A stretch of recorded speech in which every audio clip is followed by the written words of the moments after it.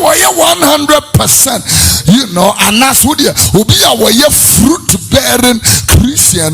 There are 10 very solid lessons I would love us to look at this morning and learn some very profound lessons out of it, and I believe it will be a blessing. Jesus said to Peter, launch into the deep, tackle the door, open depths, launch into the deep. Our first lesson this morning, discernment. The first D, discernment. Write that down and let me explain that to you. In Hebrews chapter 5 verse number 14, the Bible says, strong meat belongs to them that are of full age, who by reason of the use of their senses, they discern, they've exercised to discern, they distinguish between good and evil.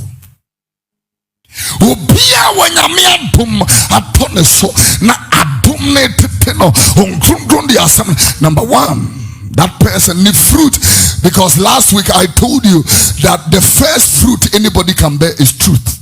We in discernment, and the discernment is not only discernment to where no, and it goes beyond that. But it goes beyond that. The thing about discernment is that there will be nobody there. My pastor will not be there. There will be no police officer there. But if the traffic light is red, I will stop. Discerning heart, a discerning Christian, someone may catch them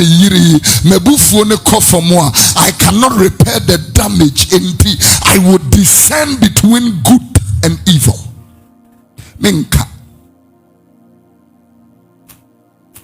You share the level of divorce. Unbelievable. Me papa Wilberforce. The level of divorce. I can be able to tell you that the church is failing. It's failing. And the divorce it said will be a shoe shop. In Pewa Mejao. In Nimobia what a front seat to a pastor with John a year, and then because of John you sorry because when you see a Becca said the way in John a year within just about 2 months yeah. Discernment, to discern between what is good and evil. Number 2, discretion. I'm giving you 10 D's.